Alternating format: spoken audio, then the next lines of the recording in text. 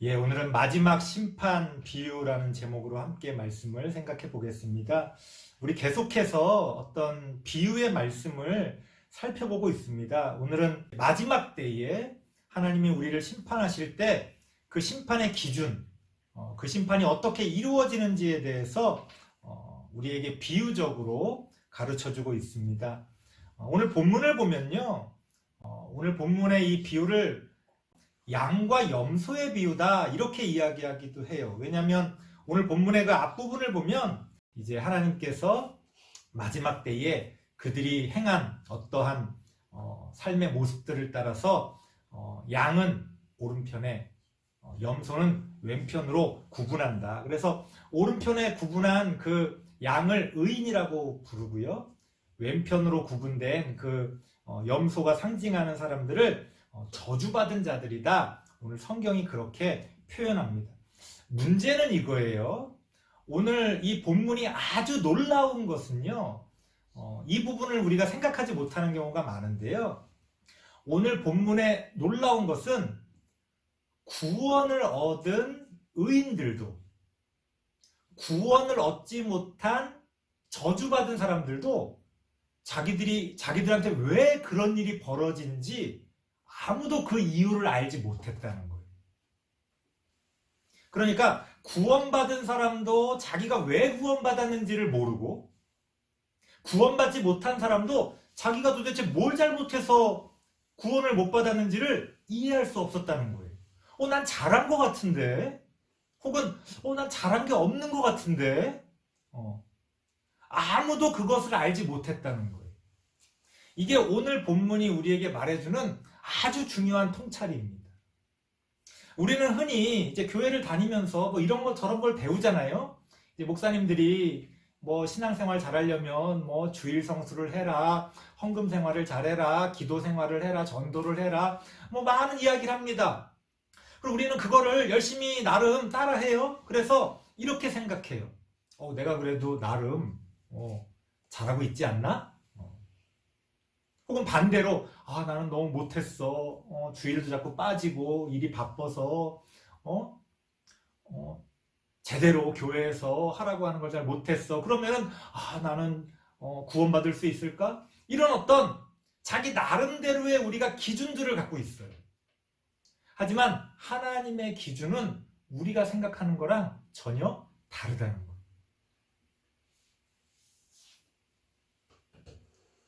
구원을 받았다고 하는 의인들도 자신들이 왜 구원을 받았는지를 알지 못했다는 거예요. 임금이 이렇게 이야기합니다. 하나님이 그렇게 말씀하시는 거죠. 의인들이 저는 잘한 게 없는데 어떻게 저에게 이런 구원을 주십니까? 그랬더니 하나님이 뭐라고 말씀하시는 거예요? 내가 목마를 때 너희가 마시게 했고, 오늘 본문에서 나오지요?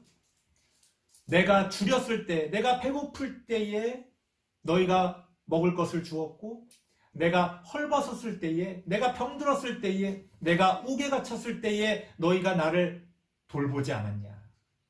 그러니까 이 사람들이 저희가 언제 그랬습니까? 언제 그랬습니까? 전혀 알지 못했다는 거예요. 그랬더니 뭐라고 말씀하십니까? 지극히 작은 자 하나에게 한 것이 곧 나에게 한 것이다. 하나님에게 우리가 뭔가를 한다고 그러잖아요. 그 착각입니다. 하나님이 어디에 있습니까? 하나님이 눈에 보입니까? 전혀 그렇지 않다는 거예요. 하나님은 이 세계 가운데 있으시고요. 우리 사이에 있으시고요. 우리 안에 있으십니다. 더 정확하게 표현하자면 하나님은 우리의 관계 가운데 있으세요. 마치 공기처럼 우리의 삶을 채우고 계십니다. 우리 생각에는 내가 느끼기에, 내가 의식할 때에 뭔가를 잘했을 때 내가 잘했어. 우리 그것만 기억해요. 하지만 하나님께서는 우리의 일상에서 우리가 전혀 생각하지 못하고 지나가는 그 순간순간들을 판단하신다는 거예요. 하나님이 중심을 보신다는 것도 그겁니다. 아유, 하나님 제 마음 아시지요? 알긴 뭘 알아요. 내 마음이 어떤데. 뭐 알고 보면 다 좋은 사람들이죠, 우리. 알고 보면 다 사연들이 있고 이유가 있죠. 하나님이 우리의 중심을 보신다는 것도 그런 거예요. 뭐 내 마음 깊숙한 것을 보신다, 물론 그렇게 표현할 수도 있겠죠. 그게 아니라 우리의 일상에서 그저 하루하루 스쳐 지나가는, 어떻게 보면 별것 아닌 것 같은 그 삶의 모습 가운데서 하나님이 우리를 보시고 판단하신다는 것. 오히려 겉으로 드러난 모습은 많이 부족할 수 있어요. 겉으로 드러난 모습은 오히려 반대로 나쁘게 비춰질 수도 있습니다. 그런 사람들이 있잖아요. 겉으로 행동하는 거는 좀 사람이 좀 거칠어. 때로는 좀 나한테 잘 안 해줘. 예쁘게 말을 안 해. 근데 나중에 알고 봤더니 내가 없는 자리에서 오히려 나를 칭찬해주고, 오히려 내가 없는 자리에서 더 나를 이해해주고 돌봐준다면 하나님은 그것을 보신다는 거예요. 우리 사람은 눈에 보이는 걸 보잖아요. 내 눈에 딱 나한테 잘해주는, 하나님은 그것을 넘어서서 그 모든 것들을 보신다는 겁니다. 그래서 우리가 아주 일상에서 빗자루질 한번 하는 것, 누군가에 대해서 바르게 생각해 주는 것, 누군가를 이해해 주는 것, 사실 아무도 알지 못하는 거예요. 내가 누굴 이해하는지, 내가 뭐 방에서 나 혼자 어떻게 빗자루질을 하는지 그걸 누가 알겠어요. 하나님은 그거 하나하나를 보시고 판단하신다는 것. 그래서 여러분들이 생각하는 구원의 이유들 좋습니다. 그것도 잘 해야 되겠죠. 하지만 그것만 가지고 내가 뭐 주일날 열심히 나왔으니까 나는 구원받아야지, 나머지 일주일 동안 어떻게 살았는지가 더 중요한 거예요. 나머지 일주일 가운데서도 내가 그래도 성경도 보고 막 이렇게 전도도 했는데, 전도하고 성경 보는 시간 빼고 그 나머지 시간에 어떻게 했는지가 더 중요하다는 거. 하나님은 그것을 보시고 우리에게 구원을 베풀어 주신다는 겁니다. 그러니까 우리는 사실은 하나님이 우리를 어떠한 이유로 구원해 주시는지 일일이 계산할 수 없어요. 그저 우리가 진심으로, 진정으로 믿음을 가지고 우리의 삶을 매 순간 살아가야 됩니다. 하나님은 그러한 우리의 중심을 보시는 거지, 그걸 우리가 계산한다는 거는 그걸 할 수가 없는 거예요. 내가 요건 이렇게 했으니까 몇 점, 내가 요건 이렇게 했으니까 마이너스 또 몇 점, 그렇게 계산할 수 없다는 거. 염소의 경우를 생각해 봅시다. 저주받은 자들은요 똑같아요. 자신들이 왜 저주를 받았는지, 자신들이 뭘 잘못했는지를 전혀 몰랐어요. 우리도 그럴 수 있다는 거. 사람의 기억이라는 건 참 편리합니다. 자기가 기억하고 싶은 대로 기억하는 경우가 많아요. 물론 뭐 누가 옳으냐 객관적으로 따져본다면 뭐 내가 옳을 때도 있고 또 상대방이 틀릴 때도 있겠죠. 하지만 그럼에도 불구하고 우리는 많은 것들을 내 중심대로, 내 입장에서 기억합니다. 그래서 내가 뭘 잘못했어도 내가 뭘 잘못했는지 전혀 기억을 하지 못해요. 하나님은 우리가 기억하지 못하는 그 순간들도 바라보고 계신다는 것. 많은 사람들이 마지막 때가 되면요 당황스러울 겁니다. 내가 얼마나 교회 열심히 나오고 내가 교회를 위해서 얼마나 충성했는데, 그렇게 말하는 사람들이 제일 위험해요. 내가 이 교회를 위해서 얼마나 충성했는데, 내가 이 교회를 위해서 얼마나 헌신했는데, 그렇게 생각하고 있는 사람들이 가장 위험합니다. 나중에 하나님 앞에서 당황스러운 일이 벌어진다는 것. 우리는 어떤 큰 공덕을 쌓으면 내가 잘못한 것을 만회할 수 있다고 생각해요. 그건 착각이라는 거예요. 염소와 관련되어서 우리가 아주 중요하게 생각할 건 무엇이냐? 말씀을 한번 보겠습니다. 이 지극히 작은 자 하나에게 하지 아니한 게 죄가 된다는 거. 무슨 말이냐? 뭔가를 해서 죄가 되는 거는 이해가 되잖아요. 내가 이렇게 잘못했으니까 죄를 졌어. 그게 아니라 우리가 마땅히 해야 할 것을 하지 않은 게 하나님 앞에서 죄가 될 수 있다는 거. 굉장히 놀라운 이야기죠. 우리 그렇게 생각할 수 있잖아요. 내가 이 정도 했으면 그래도 꽤 나쁘지 않은 것 같아. 이제 내가 여기서 그냥 버티기만 하면 최소한 지지는 않을 거야. 그런 생각 먹을 수 있잖아요. 우리 축구할 때 왜 침대 축구한다고 그러잖아요. 1대0으로 이기고 있을 때 약한 팀에서 1대0으로 이기고 있을 때 막 시간을 끄는 거예요. 왜? 시간만 끌면 이기는 거잖아요. 1대0이니까. 하나님 앞에서는 그게 통하지를 않아요. 하나님 앞에서는 침대 축구가 통하지 않습니다. 하나님 앞에서는 우리가 마땅히 해야 될 것을 하지 않았을 때 그것은 심판받을 조건이 된다는 거. 내가 얼마나 어떤 것을 잘했느냐 그것도 중요하지만 내가 해야 할 것들을 얼마나 해나가고 있는지도 중요하다는 거. 이건 보편적인 조건들도 있고요. 사람에 따라 또 다릅니다. 하나님이 우리에게 주신 달란트에 따라 또 다르잖아요. 제가 목사라는 그런 어떤 정체성을 가지고 하나님 앞에서 해야 될 것들은 여러분들이 해야 될 것과는 또 다를 거 아니에요.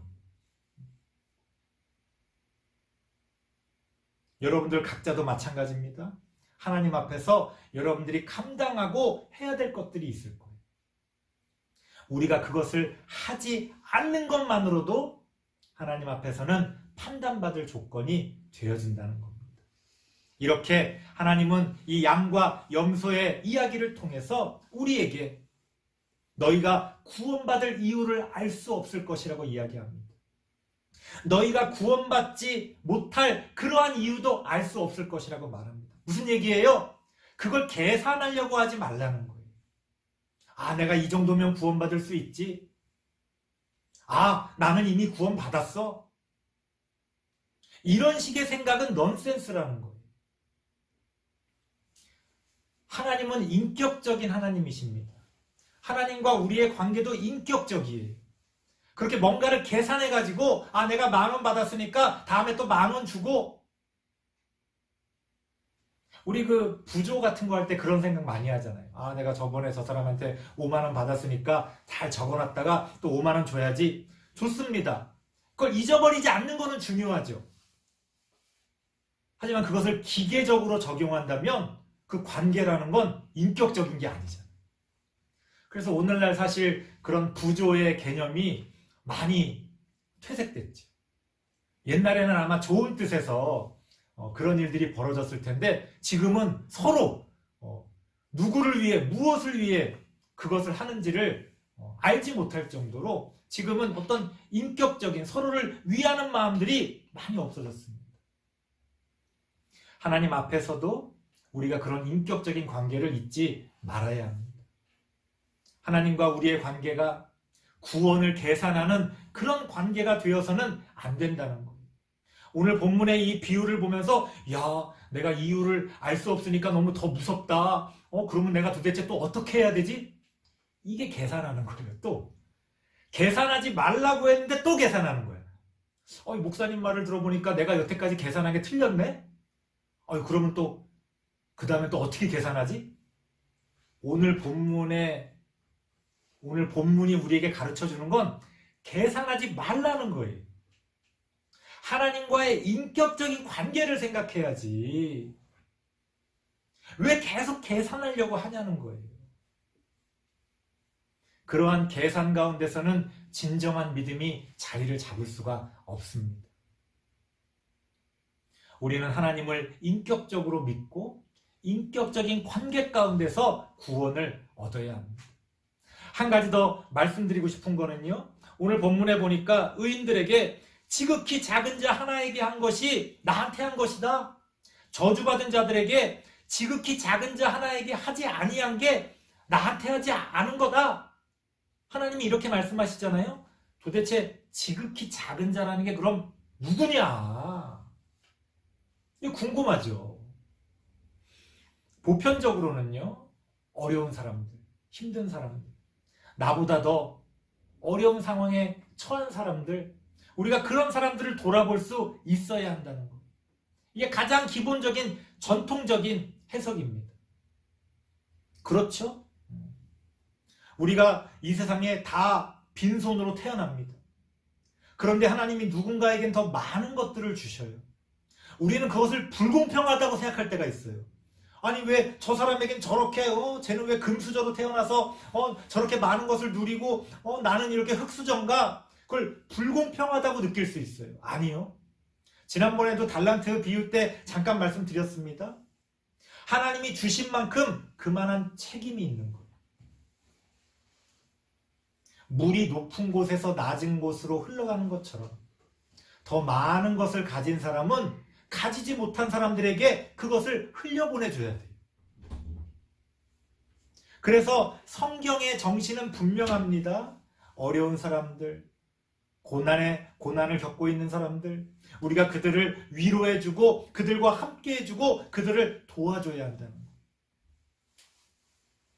또 하나 있습니다. 지극히 작은 자라는 게 또 뭐냐? 앞서 말씀드린 데서 아마 어느 정도 느끼신 분들이 계실 거예요. 우리가 살아가면서 우리가 의식하지 못하는 사람들이 있어요. 그러니까 내 옆에서 왔다 갔다 하는데 우리가 의식하지 못하는 사람들. 누구죠? 화장실 청소하시는 분들. 그리고 음식점에서 이렇게 음식 서빙하시는 분들. 우리 그런 분들 일일이 의식 못 하잖아요. 그냥 뭐가 왔다 갔나? 우리의 삶 가운데서 우리가 의식하지 못하는 그런 낮은 자리에 계신 분들이 계세요. 그런 분들이 지극히 작은 자입니다. 그래서 갑질하는 사람들이 그래서 잘못됐다는 거예요. 성경의 정신으로 비추어 보자면 그래서 갑질이라는 게 잘못됐다는 거예요. 우리가 의식하지 못하는, 때로는 우리가 하찮게 여기는 그런 사람들을 우리는 하나님처럼 섬길 수 있어야 됩니다. 그분들을 막 높여가지고 높은 자리에 앉히라는 게 아니라 존중해 줄 수 있어야 된다는 거예요. 저분들도 나와 똑같은 그런 사람이구나. 저 청년도 내 자식처럼 누군가의 아주 사랑받는 자녀겠지. 저분도 우리 부모님처럼 누군가의 그런 존경받는 부모겠지. 그런 마음으로 존중해줘야 된다는 거예요. 간혹 음식점에서 이렇게 음식 나르시는 분들한테 막 약간 반말하시는 분들이 있어요. 아주 잘못된 거죠. 그러면서도 자기가 반말했다는 걸 전혀 의식하지 못합니다. 하나님은 그 자리에 계시는 거예요. 하나님은 그 자리, 그 관계 가운데서 우리를 바라보시고 판단하신다는 겁니다. 그래서 여러분들이 살아가면서 전혀 의식하지 못하고 대하는 그런 어떤 사람들, 우리는 그런 사람들이 지극히 작은 자라는 것을 기억하고 그 안에 하나님이 계시는구나. 그런 존중하는 마음으로 그분들을 대해야 합니다. 그래서 여러분들 어떤 사람이 좋은 사람인지 알 수 있는 아주 좋은 방법 중에 하나가요. 그런 분들한테 어떻게 행동하는지를 보면 그 사람이 착한 사람인지 인격적인 사람인지를 알 수 있어요. 우리가 의식하는 사람들한테는 나름 다 잘하죠. 대통령이 갑자기 나타나면은 다들 그냥 거기서 굽신굽신 하잖아요. 저절로. 하지만 나보다 못났다고 생각되어지는 사람, 나보다 어려운 상황에 처했다고 생각하는 사람, 그들에게 어떻게 행동하는지를 보면 그 사람의 인격을 알 수가 있어요. 하나님은 그렇게 우리를 바라보시고 우리를 판단하십니다. 그래서 우리는 지극히 작은 자들을 그 안에 하나님이 계신다는 것을 기억하고 그들을 존중하고 세워줄 수 있어야 한다. 우리가 도와줘야 될 사람들을 도와주고 존중해줘야 할 사람들을 존중할 줄 아는 그런 신앙이 되어야 한다는 겁니다. 설교를 마치겠습니다. 오늘 마지막 심판 비유가 우리에게 가르쳐주는 것은 너무나 분명합니다. 하나님이 우리에게 베풀어 주시는 구원은 계산할 수가 없다는 것. 우리는 하나님께 인격적으로 다가가야 합니다. 우리가 이 세상을 살아가면서 만나게 되는, 우리가 의식하지 못하는, 또 어려운 상황에 처한 그 수많은 사람들, 우리가 그 사람들에게도 인격적으로 다가갈 수 있어야 한다는 거예요. 왜냐하면 그 가운데 하나님이 계시기 때문입니다. 그렇게 우리는 인격적인 신앙을 가지고 우리의 삶 가운데서 하나님이 기뻐하시는 그러한 열매들을 맺어가시는 우리 모든 성도님들 되시기를 바랍니다. 기도하겠습니다. 하나님 감사합니다. 우리는 무엇을 붙들고 살아갑니까? 우리가 붙들고 있는 신앙은 어떤 것입니까? 엉뚱한 것들을 계산하며 안심할 것이 아니라 우리가 의식하지 못하며 지나가는 그 수많은 시간들 동안 우리가 진정으로, 진심으로 하나님이 가르쳐 주시는 그 말씀을 따라 살아가고 있는지 우리의 삶을 돌아보며 다시금 하나님 앞에 낮은 자세로 나아가는 우리들이 되어질 수 있도록 하나님 도와주시옵소서. 우리가 이미 이루었다고 생각하는 것들 다 내려놓게 하시고 처음 하나님을 만났던 그 마음처럼 매 순간 새롭게 시작되어지는 그런 우리들의 신앙이 되어질 수 있도록 주님 인도하여 주옵소서. 하나님과의 관계 가운데서 인격적인 그러한 모습들을 회복하게 하시고 또한 이 세상에서 우리가 스쳐 지나가는 수많은 사람들과의 관계 가운데서도 그들을 존중할 줄 아는, 또 그들을 돕고 위로할 줄 아는 그러한 인격적인 마음을 우리에게 허락하여 주셔서 하나님 안에서 하나님이 기뻐하시는 성령의 열매들을 맺어가는 우리들이 되어질 수 있도록 하나님 도와주시옵소서. 예수님의 이름으로 기도드리옵나이다. 아멘.